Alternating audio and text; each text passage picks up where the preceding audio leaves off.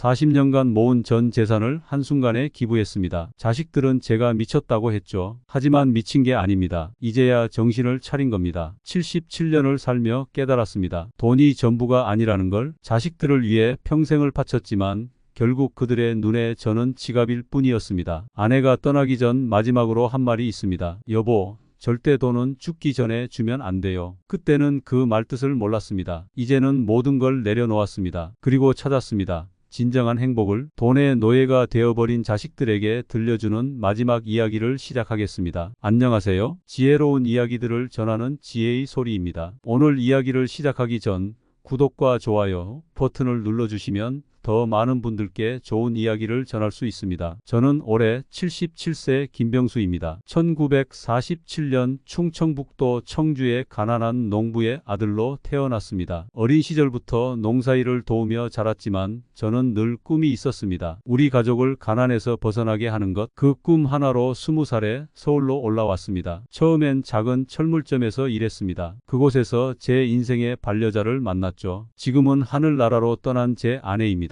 아내는 옆 가게 분식집 막내딸이었는데 매일 새벽 준비하는 저를 보고 도시락을 싸다 주곤 했습니다. 우리는 결혼하고 단칸방에서 시작했습니다. 아내는 분식집에서 번 돈을 모두 모아 제게 주었고 저는 그 돈으로 작은 철공소를 차렸습니다. 낮에는 공장에서 일하고 밤에는 자재 관리와 장부 정리를 했죠. 아내는 그런 저를 위해 매일 밤 따뜻한 국물을 끓여주었습니다. 1975년 우리 부부의 첫 아이가 태어났습니다. 아들이었죠. 3년 뒤에는 딸도 태어났습니다. 아이들이 생기면서 더 열심히 일했습니다. 우리 아이들만큼은 저처럼 고생하지 않게 하고 싶었거든요. 공장은 점점 커졌고 80년대 후반에는 직원이 100명이 넘는 중소기업으로 성장했습니다. 자동차 부품을 만드는 회사였는데 품질 관리에 특히 신경 썼더니 대기업의 신뢰를 얻을 수 있었죠. 아내는 제가 바쁜 만큼 아이들 교육에 온 정성을 쏟았습니다. 아들은 공부를 잘해서 미국 유학까지 보냈고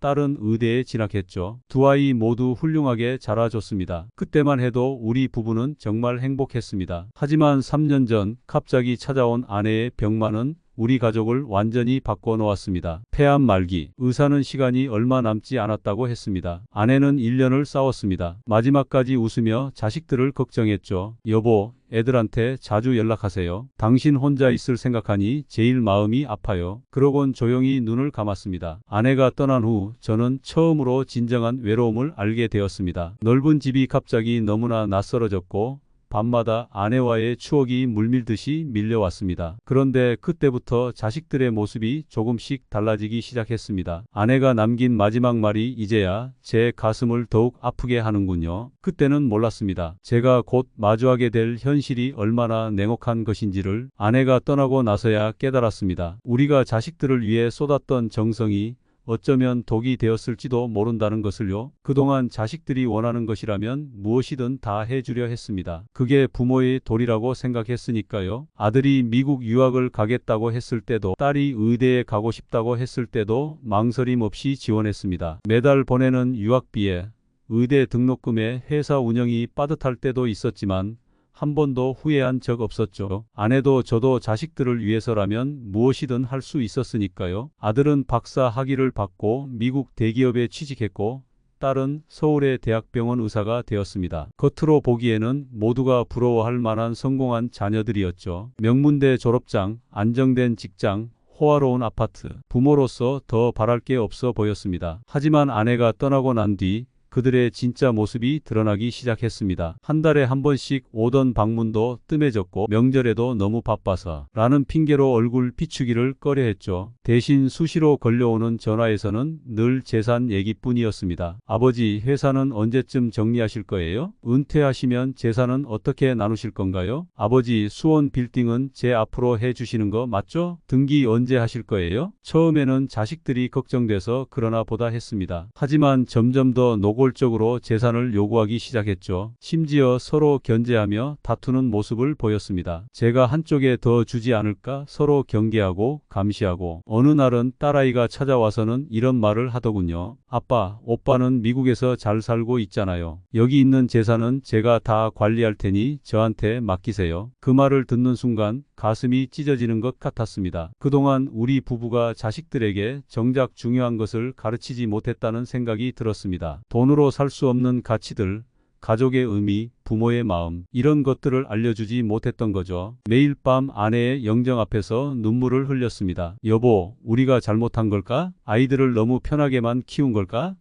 하지만 이미 엎질러진 물이었습니다. 자식들의 눈에는 이제 제가 지갑으로밖에 보이지 않는 것 같았습니다. 그러던 어느 날 우연히 TV에서 한 다큐멘터리를 보게 되었습니다. 전 재산을 기부하고 홀로 사는 노인의 이야기였죠. 그분은 카메라 앞에서 이렇게 말씀하시더군요. 진정한 행복은 나눔에서 온다. 그 순간 제 마음속에 어떤 깨달음이 찾아왔습니다. 자식을 키우면서 부모는 늘 꿈을 꿉니다. 자식이 훌륭한 사람으로 자라나 부모의 마음을 알아주길 바라는 꿈이죠. 저도 그랬습니다. 아이들이 공부방에서 늦게까지 공부할 때면, 출근길에 뒷모습을 볼 때면 늘 가슴 한켠이 뭉클했습니다. 우리 아이들은 달라질 거야. 나중에 커서 부모의 마음을 알게 되면 지금보다 더 자주 찾아오겠지. 손주들도 데리고 와서 집안을 가득 채우겠지. 하지만 현실은 달랐습니다. 아들은 미국에서 돌아올 생각이 없어 보였고 명절에도 비행기 표가 너무 비싸다는 핑계를 대며 오지 않았죠. 화상통화로 얼굴을 볼 때면 항상 바쁘다며 서둘러 끊었습니다. 딸은 서울에 살면서도 한 달에 한 번 찾아오는 것도 힘들어했습니다. 아빠, 병원 일이 너무 바빠요. 환자들이 많아서. 그러면서도 재산 문제로 의논할 일이 있을 때면 시간을 내서 찾아왔죠. 지난 주말에는 딸이 남편과 함께 왔습니다. 반가운 마음에 일주일 전부터 장을 봐두고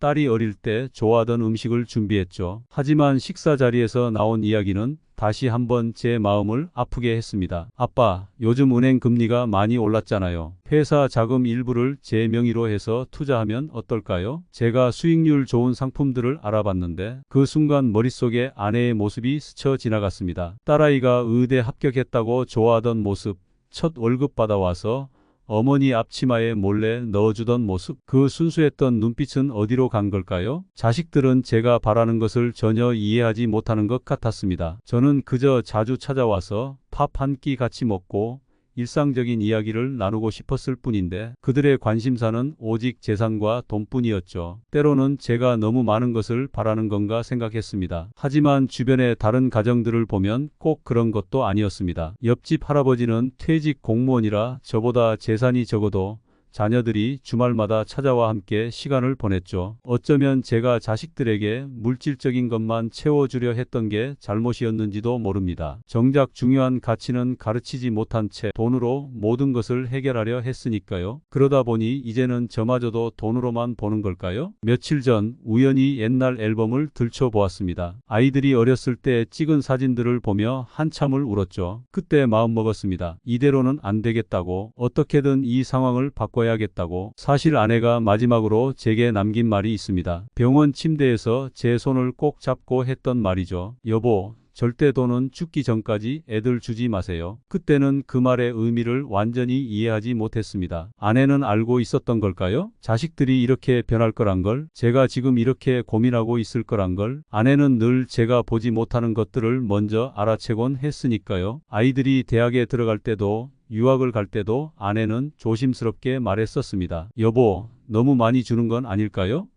하지만 그때의 저는 아내의 걱정을 귀담아 듣지 않았죠. 오히려 자식 교육에 아낄 게 뭐가 있냐며 넉넉히 지원했습니다. 얼마 전 아들이 미국에서 전화를 걸어왔습니다. 아빠, 회사 자금 일부를 제 앞으로 주실 수 있나요? 여기서 사업을 시작하려고 하는데 투자금이 필요해서요. 통화 내내 어떻게 하면 합법적으로 자금을 이전할 수 있는지, 세금은 어떻게 줄일 수 있는지만 물었습니다. 딸 역시 마찬가지였습니다. 남편과 함께 새 집을 알아본다며 아빠가 보증을 서주시면 더 좋은 곳으로 갈 수 있을 것 같아요 라고 했죠. 제 입장에서는 충분히 좋은 아파트에 살고 있는데도 말입니다. 가끔은 자식들이 저를 볼 때 아버지가 아닌 움직이는 금고로 보는 것 같아 마음이 아팠습니다. 제가 아프다는 소식을 들었을 때도 병원비는 얼마나 들어갈까요? 가 먼저였고 제가 혼자 있는 것을 걱정하는 듯 하다가도 결국에는 재산 관리 이야기로 끝났으니까요. 그러고 보니 아내가 투병할 때도 그랬습니다. 아이들은 치료비가 너무 많이 들어간다며 한숨을 쉬었고 더 좋은 병원으로 옮기자는 제 의견에도 아빠, 그 정도면 충분하지 않나요?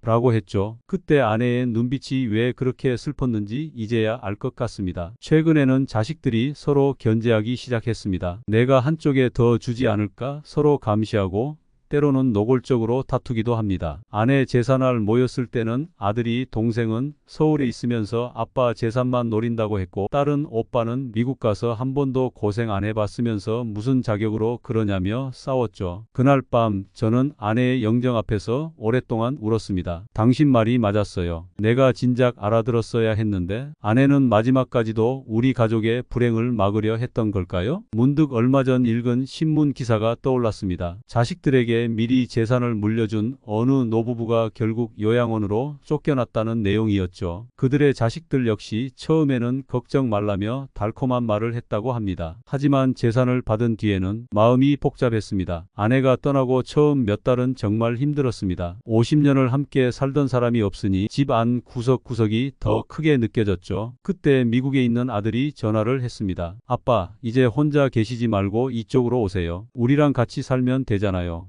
아들의 제안이 고마웠습니다. 한국에 있는 딸은 바빠서 자주 찾아뵙기 힘들다는 말만 반복했으니까요. 결국 미국행을 결정했습니다. 아들은 공항까지 마중 나와 있었고 예쁜 며느리와 손주들도 반갑게 맞아주었죠. 처음 한 달은 꽤 좋았습니다. 손주들과 놀아주고 며느리가 차려주는 밥도 먹고. 하지만 시간이 지날수록 불편한 점들이 하나둘 드러나기 시작했습니다. 아버님, 손주들 영어 실력이 떨어질까봐 한국말은 되도록 하지 말아주세요. 아버님, 이제 좀 주무시는 게 어떨까요? 아이들이 공부할 시간이에요. 점점 저를 은근히 피하는 기색이 역력했습니다. 특히 아들 부부가 친구들을 초대할 때면 저보고 방에 들어가 있으라고 했죠. 제가 영어를 못한다는 게 부끄러웠던 걸까요? 한 번은 며느리가 친구들과 이야기하는 걸 우연히 들었습니다. 시아버지가 오시고 나서 정말 힘들어. 그냥 한국에 계시지. 가장 마음 아팠던 건 아들의 변화였습니다. 처음엔 아빠 편하게 계세요 라고 하더니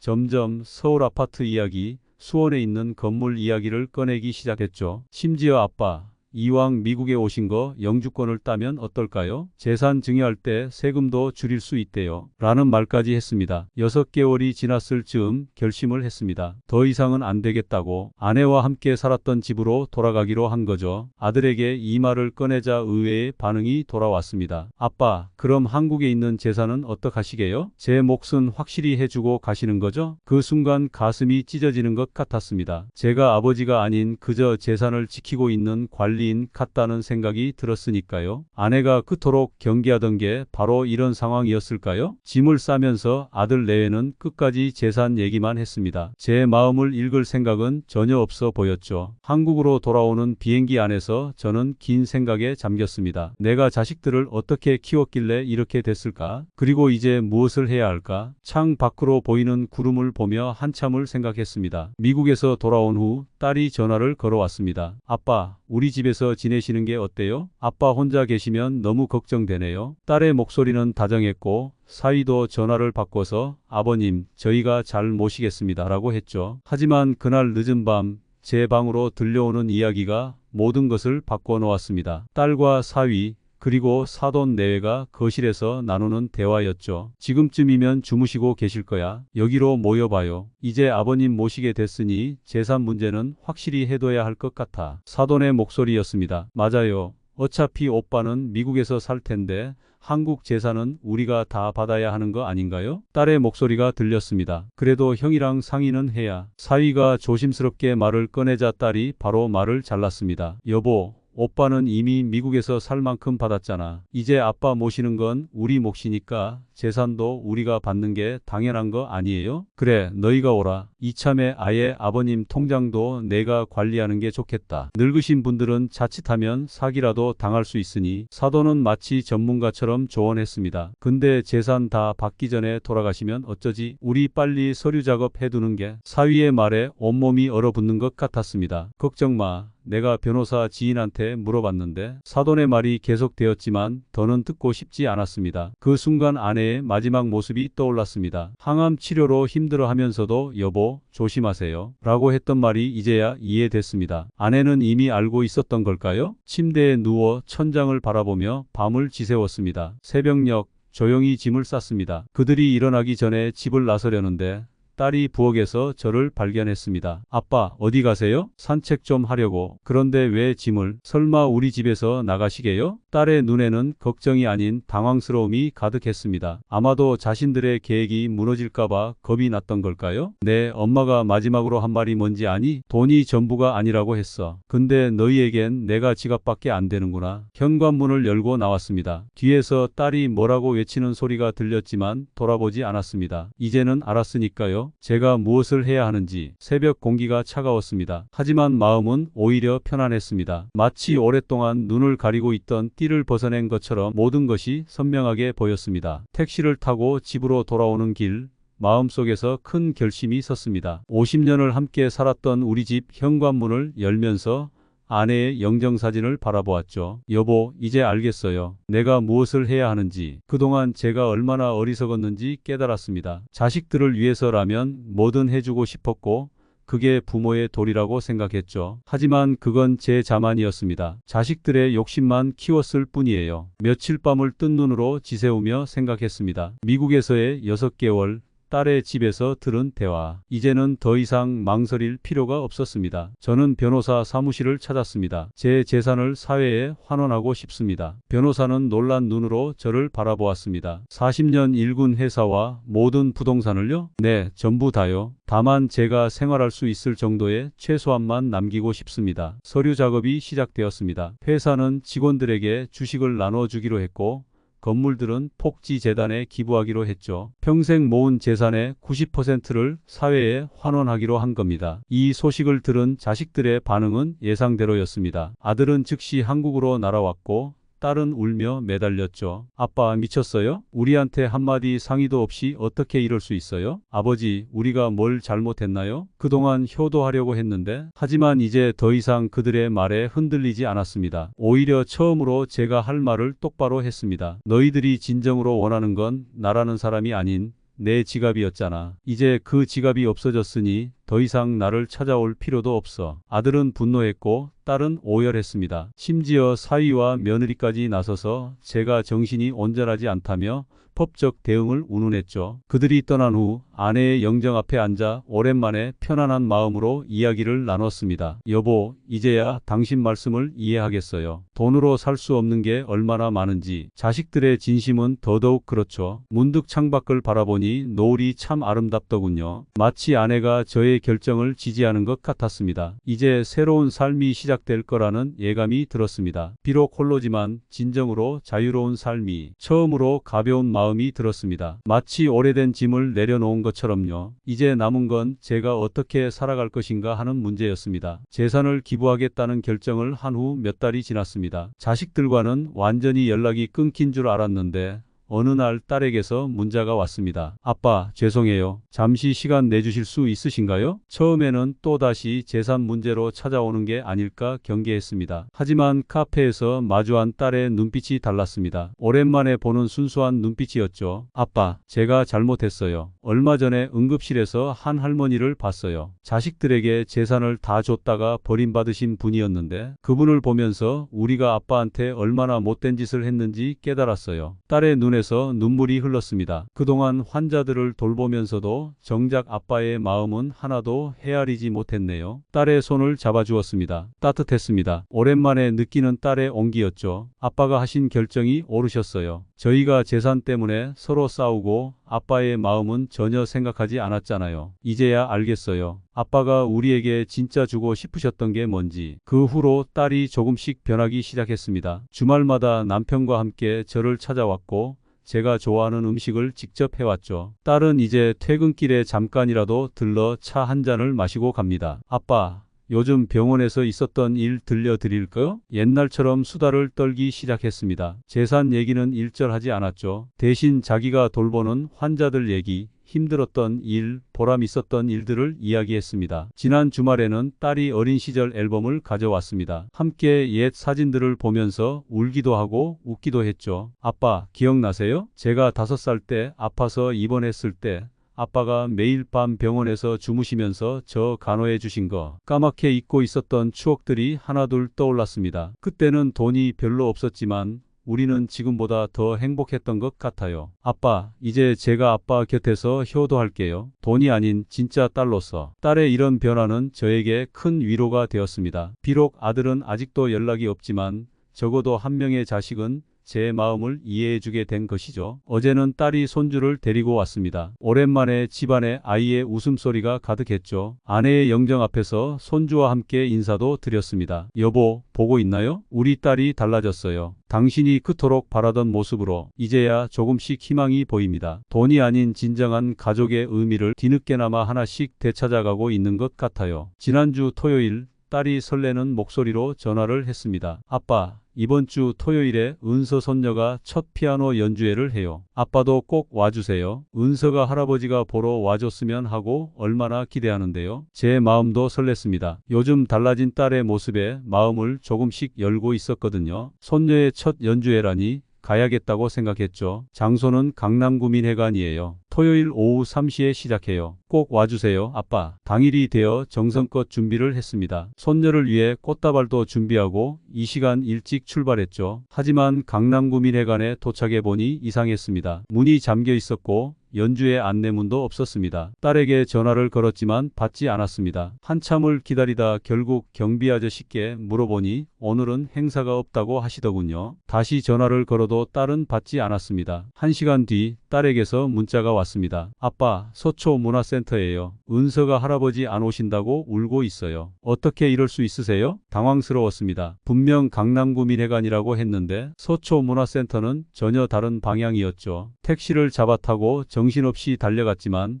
이미 연주회는 끝나가고 있었습니다. 아빠는 어떻게 약속을 이렇게 어기실 수 있어요? 은서가 얼마나 기대했는데 역시 아빠는 변한 게 없네요. 딸의 날선 비난에 해명할 기회조차 없었습니다. 손녀는 울면서 제게 등을 돌렸고 사위는 차가운 눈빛으로 저를 보더니 가족들을 데리고 돌아갔습니다. 집으로 돌아와 핸드폰을 다시 확인해 보니 딸이 보낸 첫 문자가 있었습니다. 분명 강남구민회관이라고 적혀 있었는데 이상한 생각이 들어 통화 내역을 확인해 보니 제가 확인 전화를 여러 번 했던 기록도 남아 있었습니다. 그날 밤 우연히 딸의 통화 내용을 들은 이웃 할머니가 찾아오셨습니다. 병수 씨, 따님이 친구랑 통화하는 걸 들었어요. 이번에도 안 되면 포기해야겠다고, 아버지 재산 못 받을 것 같다고. 가슴이 무너져 내렸습니다. 그동안의 변화도 관심도 모두 거짓이었던 걸까요? 손녀의 연주회까지 이용해서 저를 나쁜 할아버지로 만들려고 했던 걸까요? 아내의 영정 앞에 앉아 한참을 울었습니다. 여보, 난 정말 우리 딸이 변한 줄 알았어요. 이제야 진심으로 돌아온 줄 알았는데 창밖으로 보이는 달빛이 유난히 쓸쓸해 보였습니다. 자식의 진심을 알 수 없다는 게 이렇게 마음 아픈 일일 줄은 몰랐습니다. 자식들의 진정한 의도를 알게 된 것은 우연한 계기였습니다. 점심을 먹으러 간 동네 식당에서 딸과 아들이 만나는 모습을 보게 된 거죠. 처음에는 반가운 마음에 다가가려 했지만 그들의 대화가 들려왔습니다. 오빠, 이제 어떡해요? 아버지 마음이 통 안 돌아서요. 내가 이렇게까지 했는데 너무 서둘렀어. 내 방법대로 천천히 했어야 했는데 이번 연주회 작전도 너무 급하게 진행한 거야. 가슴이 철렁 내려앉았습니다. 작전이라는 말에 온몸이 굳어버렸죠. 아버지가 재산을 다 기부한다고 하니까 너무 답답했단 말이에요. 변호사까지 선임하셨다면서요? 그래서 내가 미국에서 급하게 들어온 거야. 근데 아버진 완전히 마음을 닫으셨더라고. 아들은 커피를 마시며 말을 이었습니다. 이제 계획을 바꿔야 할 것 같아. 아버지를 법적 무능력자로 만드는 건 어때? 치매 진단만 받으면. 오빠, 그건 너무. 우리가 선택할 수 있는 게 뭐가 있어? 이대로 가다간 우리가 받을 수 있는 게 하나도 없을 텐데. 딸은 잠시 망설이다 말했습니다. 알았어요. 제가 병원에서 일하니까 어떻게든 해볼게요. 더는 듣고 싶지 않았습니다. 자리에서 일어나 조용히 식당을 나왔습니다. 다리가 후들거려 길가의 벤치에 앉았습니다. 여보, 우리가 어디서부터 잘못한 걸까? 아내에게 말하듯 중얼거렸습니다. 우리 자식들이 이렇게까지 저를 치매 환자로 만들어서라도 재산을 차지하려고 할 줄은 꿈에도 몰랐습니다. 그날 이후 병원에서 정기검진 예약 전화가 잦아졌습니다. 딸이 일부러 그러는 걸 알았습니다. 치매 검사를 받게 하려는 수작이겠죠. 아들은 미국에서 변호사를 동원해 제 정신감정을 요구하는 서류를 보내왔습니다. 재산 처분에 대한 법적 제재를 걸기 위한 사전 작업이었을 겁니다. 창피했습니다. 제 자식들이 이렇게까지 변할 수 있다는 게. 그리고 더 창피했습니다. 그동안 제가 그들의 위선적인 행동을 눈치채지 못했다는 게. 아내의 영정 앞에서 참회하듯 말했습니다. 여보, 내가 너무 순진했나 봐요. 돈이면 다 된다고 생각하면서 자식들을 키웠더니 결국 이렇게. 이제는 결심이 있었습니다. 더 이상 망설일 필요가 없었죠. 자식들의 검은 속내를 확인한 이상 제가 해야 할 일은 하나밖에 없었습니다. 여보, 이제는 정말 결정했어요. 아내의 영정 앞에서 단단히 마음을 먹었습니다. 이제는 더 이상 망설이지 않을 것입니다. 그날 식당에서 들은 자식들의 대화가 제 마지막 망설임을 날려버렸으니까요. 다음 날 아침 일찍 변호사 사무실을 찾았습니다. 모든 재산을 사회복지재단에 기부하는 절차를 최대한 빨리 진행해 주세요. 자식들이 법적으로 제재를 걸기 전에 마무리해야 합니다. 변호사는 제 눈을 똑바로 보며 물었습니다. 정말 확실하신 겁니까? 한번 진행하면 돌이킬 수 없습니다. 네, 확실합니다. 제 정신이 또렷할 때 마무리 지어야겠어요. 자식들이 저를 치매 환자로 만들려고 하기 전에 모든 서류에 서명했습니다. 40년간 일구어온 회사의 지분 30%를 직원들에게 나누어 주기로 했고 나머지 재산은 소외된 노인들을 위한 복지재단을 설립하는 데 쓰기로 했습니다. 이건 제가 평생 모은 재산의 용도를 밝힌 편지입니다. 나중에 자식들이 법적 문제를 제기하면 이 편지를 공개해 주세요. 편지에는 자식들의 음모와 계략, 그리고 제가 왜 이런 결정을 내리게 되었는지 상세히 적어 두었습니다. 여보, 이제는 정말 결정했어요. 아내의 영정 앞에서 단단히 마음을 먹었습니다. 이제는 더 이상 망설이지 않을 것입니다. 그날 식당에서 들은 자식들의 대화가 제 마지막 망설임을 날려버렸으니까요. 집에 도착하자마자 자식들에게 문자를 보냈습니다. 나를 치매 환자로 만들어서 재산을 지키려고 했던 너희들의 계획은 실패했다. 방금 전 모든 재산을 사회에 기부하는 절차를 마쳤다. 이제 너희가 원하는 게 없으니 더 이상 위선적인 연기는 하지 않아도 된다. 잠시 후 전화기가 요란하게 울렸습니다. 하지만 전화를 받지 않았습니다. 대신 창밖을 바라보며 깊은 숨을 내쉬었죠. 여보, 이게 맞는 결정이죠? 돈에 젖어 순수한 마음을 잃어버린 우리 자식들에게 이게 제가 줄 수 있는 마지막 가르침일 것 같아요. 창 너머로 석양이 붉게 물들고 있었습니다. 마치 제 인생의 새로운 장이 시작되는 것 같았죠. 이제는 자식들의 위선적인 효도도 재산을 노리는 검은 속내도 더 이상 신경 쓰지 않아도 됩니다. 내일부터는 제가 진정으로 하고 싶었던 일을 시작할 수 있을 것 같습니다. 그동안 미뤄두었던 봉사활동도 하고 가난한 이웃을 위해 제가 할 수 있는 일을 찾아볼 생각입니다. 이제야 정말 자유로워진 것 같아요, 여보. 기부 결정을 알린 그 순간부터 자식들의 폭풍 같은 반응이 시작됐습니다. 이미 한국에 와 있던 아들과 딸은 격분한 목소리로 연락을 해왔고 곧바로 변호사 사무실로 쳐들어왔습니다. 아버지가 미쳤어요. 당장 철회하세요. 변호사님, 우리 아버지 정신이 온전치 않으시다고요. 치매 검사부터 받아봐야 해요. 딸은 변호사 사무실에서 고성을 질렀습니다. 처음 보는 모습이었죠. 그동안의 가식적인 미소는 온데간데 없고 이제는 재산에 대한 집착만 가득한 얼굴이었습니다. 역시 이럴 줄 알았어. 그동안 우리가 아버지한테 잘해드렸잖아. 이게 무슨 짓이에요? 아들은 책상을 내리치며 소리쳤습니다. 너희들이 나한테 잘해준 게 뭐가 있니? 돈 때문에 날 치매 환자로 만들려고 계획했던 거 다 알고 있다. 제 말에 두 자식은 잠시 굳어버렸습니다. 아니에요. 그건 오해예요. 우리가 아버지를 위해서. 딸이 말을 더듬었지만 이내 폭발했습니다. 에이, 이제 와서 뭘 더 숨겨요? 네, 맞아요. 우리가 아버지 재산 지키려고 그랬어요. 근데 그게 뭐가 잘못됐나요? 아버지가 평생 모은 재산을 남한테 줘버리는 게 말이 돼요? 맞아요, 아버지. 우리는 아버지 자식이에요. 그 돈은 당연히 우리 것이어야 하는 거 아닌가요? 아들도 가세했습니다. 그러더니 둘이서 저를 향해 입에 담지 못할 말들을 쏟아냈습니다. 자식도 모르는 없는 미친 영감. 치매에 걸린 것도 모르고 평생 당신만 믿고 살았더니 결국 배신하는 거예요? 심지어 딸은 무릎까지 꿇었습니다. 아빠, 제발요. 우리 은서 생각해서라도. 하지만 이제는 그런 연기가 더 이상 통하지 않았습니다. 변호사 사무실을 나서는 제 뒤로 자식들의 저주가 날아왔습니다. 당신은 이제 우리 아버지가 아니에요. 두고 보세요. 법적으로 싸워서 반드시 무효로 만들 거예요. 집으로 돌아오는 길, 자식들의 원망 섞인 외침이 귓가에 맴돌았습니다. 가슴이 아팠지만 후회하지는 않았습니다. 오히려 그들의 진짜 모습을 보게 되어 마음이 더 편해졌달까요? 여보, 봤죠? 저게 우리 자식들의 본 모습이에요. 당신이 그토록 경계하라던 게 바로 이거였네요. 이제 정말 끝이구나 하는 생각이 들었습니다. 하지만 이상하게도 두렵지 않았습니다. 이게 바로 진실의 힘일까요? 이제 정말 끝났네요, 여보. 아내의 영정 앞에 앉아 깊은 숨을 내쉬었습니다. 자식들의 마지막 모습이 아직도 눈에 선합니다. 하지만 이상하게도 마음이 편안했습니다. 오히려 이제야 진정한 자유를 얻은 것 같았습니다. 더 이상 자식들의 가식적인 효도를 견딜 필요도, 그들의 숨겨진 의도를 걱정할 필요도 없게 되었으니까요. 참 이상하죠. 여보, 평생 모은 재산을 다 내놓기로 했는데 이렇게 마음이 가벼울 줄은 몰랐어요. 창밖을 바라보니 단풍이 곱게 물들어 있었습니다. 예전에는 돈에 대한 걱정으로 자식들과의 관계로 이런 아름다움을 제대로 보지 못했던 것 같아요. 재단 설립 절차가 시작되었다는 연락을 받았습니다. 제 이름으로 세워질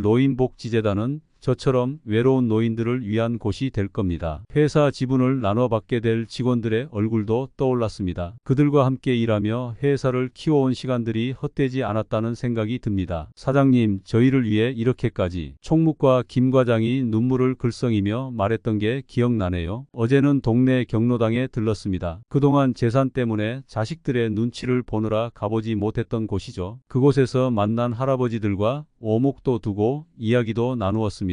이제야 좀 살 것 같네요. 저도 모르게 이런 말이 나왔습니다. 자식들은 여전히 법적 대응을 운운하며 협박성 문자를 보내옵니다. 하지만 더 이상 그들의 말에 흔들리지 않습니다. 제 결정은 확고하니까요. 당신 말이 맞았어요. 돈으로 살 수 없는 게 세상에는 참 많다는 걸 이제야 깨달았네요. 퇴직한 후배가 운영하는 노인 복지센터의 자원봉사도 시작했습니다. 처음으로 제가 가진 것을 나누는 기쁨을 느끼고 있어요. 돈이 아닌 제 시간과 마음을 나누는 일이죠. 여보, 이제 우리 자식들은 제 인생에서 일찍 퇴장했지만 그래도 좋은 사람들이 곁에 많이 생겼어요. 진심으로 저를 대해주는 사람들이요. 저녁이 되어 창가에 앉아 있으니 달빛이 참 밝습니다. 예전에는 보지 못했던 것들이 이제야 보이는 것 같아요. 마음의 눈이 맑아져서일까요? 여보, 이제야 제가 진정한 부자가 된 것 같아요. 돈은 없어도 마음은 이렇게 부자가 되었으니까요. 이제는 더 이상 두렵지 않습니다. 앞으로의 날들이 기대되기까지 합니다. 비록 홀로지만 이제야 진정한 제 삶을 살게 된 것 같아서요. 자식들이 준 상처에도 불구하고 이제는 당당하게 걸어갈 수 있습니다. 하고 저를 돌아보면서 시작한 새로운 일상에 대해 얘기하고 싶습니다. 매주 수요일마다 노인복지관에서 봉사활동을 합니다. 처음에는 어색했지만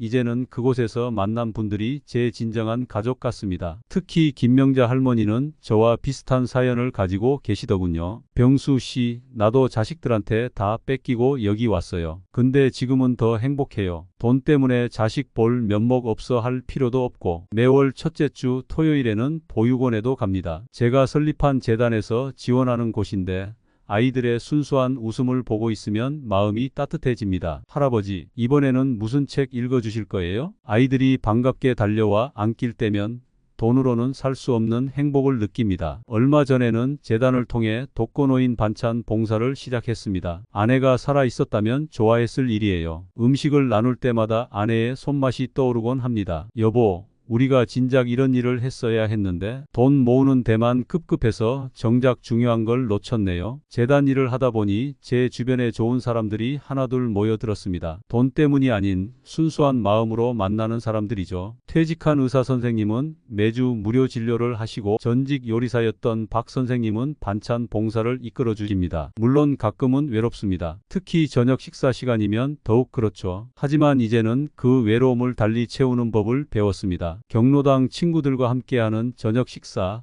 봉사자들과 나누는 따뜻한 대화. 자식들은 여전히 가끔 문자를 보내옵니다. 하지만 더 이상 원망이나 미움이 느껴지지 않습니다. 오히려 그들이 안쓰럽게 느껴질 때도 있어요. 돈에 사로잡혀 정작 중요한 것을 보지 못하는 모습이 여보, 우리 자식들도 언젠가는 깨닫겠죠? 돈보다 소중한 게 무엇인지. 그때가 되면 저는 언제든 그들을 받아들일 준비가 되어 있을 거예요. 이제는 매일 아침이 기대됩니다. 오늘은 또 어떤 좋은 일이 생길까?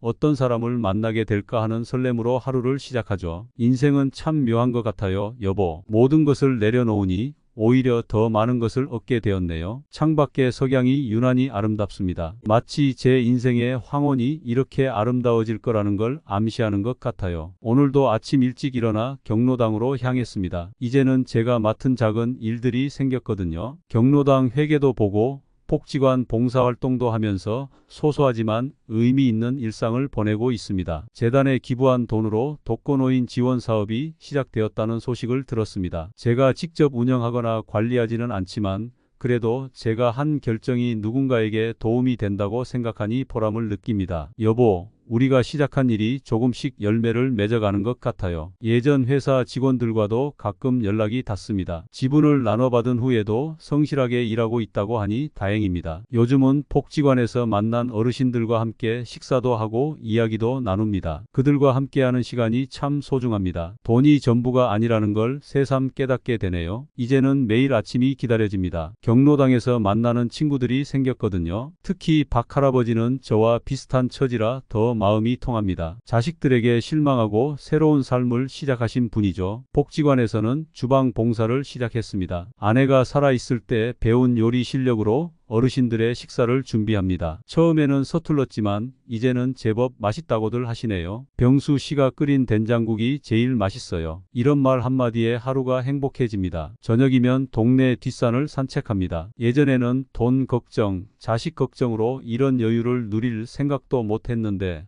이제는 달빛을 보며 걷는 것만으로도 마음이 편안해집니다. 여보, 재산을 기부하고 나니까 오히려 마음이 더 부자가 된 것 같아요. 물론 쉽지만은 않습니다. 자식들이 보낸 내용 증명이 계속 오고 가끔은 그들이 보낸 문자에 마음이 아플 때도 있습니다. 하지만 더 이상 흔들리지 않습니다. 복지관에서 만난 김 선생님이 제게 이런 말씀을 해주셨습니다. 돈 때문에 가족을 잃은 것이 아니라 돈 때문에 진짜 가족이 누구인지 알게 된 거예요. 맞는 말씀인 것 같습니다. 이제 제 곁에는 진심으로 저를 대해주는 이웃들이 있으니까요. 매주 목요일이면 복지관 식구들과 함께 요리를 하고 토요일에는 경로당에서 바둑을 두며 시간을 보냅니다. 작은 일상이지만 이제는 행복합니다. 돈에 얽매이지 않으니 오히려 마음이 더 풍요로워진 것 같아요. 여보, 이제야 진정한 삶이 무엇인지 알 것 같아요. 여보, 이제 우리가 처음 만났던 청주로 돌아가려고 해요. 아내의 영정을 정성스레 닦으며 말했습니다. 자식들의 협박이 점점 심해졌기 때문입니다. 법원 서류만이 아니라 이제는 제 일상을 감시하는 사람들도 보이기 시작했습니다. 딸이 보낸 듯한 사람들이 제가 가는 곳마다 따라다니며 사진을 찍고 때로는 복지관까지 찾아와 소란을 피우기도 했죠. 아버지가 미쳤다는 걸 증명할 수만 있다면 우리가 승소할 수 있을 거예요. 우연히 전해 들은 딸의 통화 내용이었습니다. 결정적인 계기는 지난주 있었던 일이었습니다. 경로당에서 바둑을 두고 있는데 갑자기 들이닥친 사람들이 저를 촬영하기 시작했죠. 경로당 어르신들까지 불안해하시는 모습을 보고 마음을 정했습니다. 이제는 정말 떠나야 할 때인가 봅니다. 어릴 적 살던 청주 시골집이 떠올랐습니다. 부모님이 돌아가시고 빈집으로 남아있던 곳이죠. 낡았지만 아직도 그곳에는 따뜻한 기억이 남아 있습니다. 복지관 관장님께 찾아가 작별 인사를 드렸습니다. 선생님, 죄송합니다. 제가 있는 한 복지관에도 폐가 될 것 같아서. 관장님은 제 손을 꼭 잡아주시며 말씀하셨습니다. 여기 계신 모든 분들이 선생님을 이해하실 거예요. 부디 평안하시길 바랍니다. 짐은 많지 않았습니다. 아내의 영정과 몇 벌의 옷까지, 그리고 오래된 앨범 하나면 충분했죠. 기부를 결정하고 난 뒤로는 이미 많은 것들을 정리했으니까요. 서울역으로 가는 택시 안에서 지난 40년을 돌아보았습니다. 이곳에서 전 재산을 모았다가 모두 내려놓고 떠나는군요. 하지만 이상하게도 후회는 없었습니다. 여보,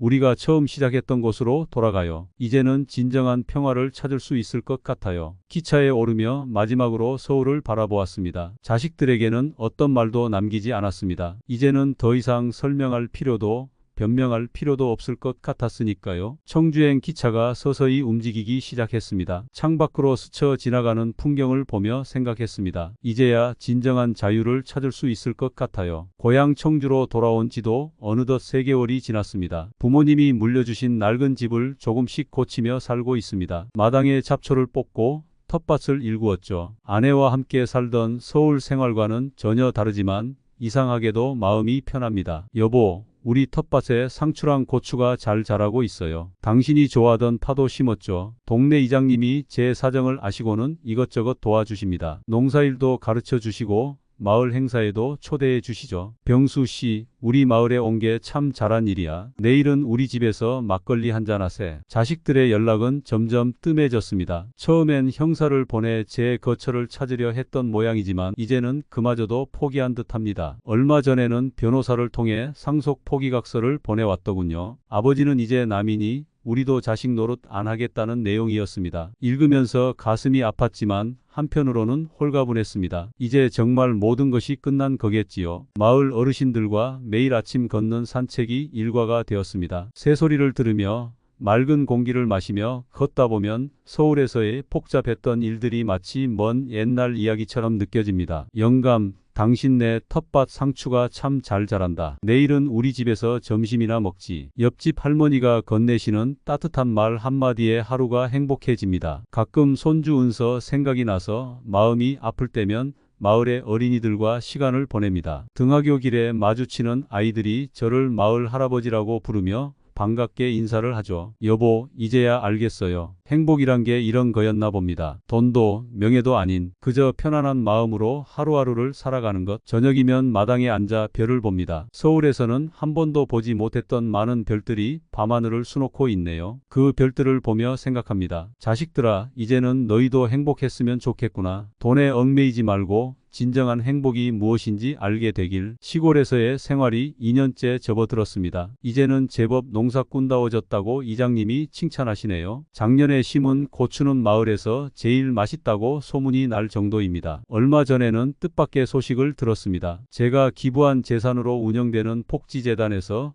우리 마을에도 노인정을 지어준다는 소식이었죠. 제 이름은 밝히지 말아달라고 부탁했습니다. 이제 우리 마을 어르신들도 편하게 쉬실 수 있겠네요. 더 놀라운 건 서울에서 온 소식이었습니다. 딸아이가 편지를 보내왔더군요. 처음으로 진심이 담긴 사과의 편지였습니다. 아버지, 제가 너무 늦게 깨달았네요. 얼마 전 제가 돌보던 환자분이 돌아가시면서 자식들에게 유산을 남겼는데 그 자식들이 유산을 두고 싸우는 모습을 보며 우리의 모습이 떠올랐어요. 죄송합니다. 편지를 읽으며 눈물이 흘렀습니다. 마치 기다려왔던 비가 메마른 땅을 적시는 것처럼 딸의 편지는 제 마음을 적셨습니다. 자식들아, 아버지는 늘 너희를 사랑한단다. 비록 재산은 못 물려줬지만 이제야 진정한 유산을 남긴 것 같구나. 요즘은 마을 노인정에서 바둑을 두며 시간을 보냅니다. 서울에서는 늘 긴장하고 불안했는데 이제는 마음이 평온합니다. 파치를 하고 이웃들과 이야기를 나누고 가끔은 읍내에 나가 장도 보고 저녁이면 마당에 감나무 아래 앉아 하늘을 봅니다. 아내와 함께 보던 서울의 하늘은 높기만 했는데 여기서 보는 하늘은 참 가깝게 느껴지네요. 여보, 우리가 진작 이렇게 살 걸 그랬어요. 돈을 쫓느라 정작 중요한 걸 놓쳤던 것 같아요. 내일은 이장님이 주관하는 마을 잔치가 있습니다. 제가 기른 상추와 고추로 음식을 준비하기로 했죠. 이제는 이런 소소한 일상이 가장 큰 행복입니다. 여보, 이제야 저는 진정한 부자가 된 것 같아요. 마음이 부자가 되었으니까요. 이제는 매일 아침 일출을 보는 것이 일과가 되었습니다. 떠오르는 해를 보며 하루를 시작하는 이 시간이 참 귀합니다. 여보, 우리가 돈을 쫓느라 이런 아름다움을 모르고 살았네요. 딸의 첫 편지 이후 2달에 한 번 정도 소식이 옵니다. 더 이상 재산 얘기는 하지 않고 자신의 일상을 담담히 전해오는 것이 참 감사합니다. 얼마 전에는 병원에서 만난 가난한 환자를 무료로 치료해 주었다는 이야기도 들려왔습니다. 돈이 전부가 아니라는 걸 이제야 조금씩 알아가나 봅니다. 미국에 있는 아들은 아직도 연락이 없습니다. 하지만 괜찮습니다. 때가 되면 아들도 언젠가는 인생에서 진정 소중한 것이 무엇인지 깨달을 테니까요. 저는 이제 마을의 한 어르신이 되었습니다. 농사를 짓고 이웃과 정을 나누며 달빛 아래 추억을 기억을 떠올리는 평범한 노인이죠. 하지만 이런 평범한 일상이 얼마나 큰 축복인지 이제야 알게 되었습니다. 자식들아, 아버지의 선택이 너무 야속하고 미웠지? 하지만 언젠가는 알게 될 거야. 돈보다 소중한 게 얼마나 많은지, 진정한 행복이 무엇인지. 어제는 마을 아이들이 제가 가꾼 텃밭의 방울토마토를 따먹으며 좋아하더군요. 그 모습을 보며 생각했습니다. 제가 진정으로 물려주고 싶었던 유산은 이런 것이었을까요? 돈이 아닌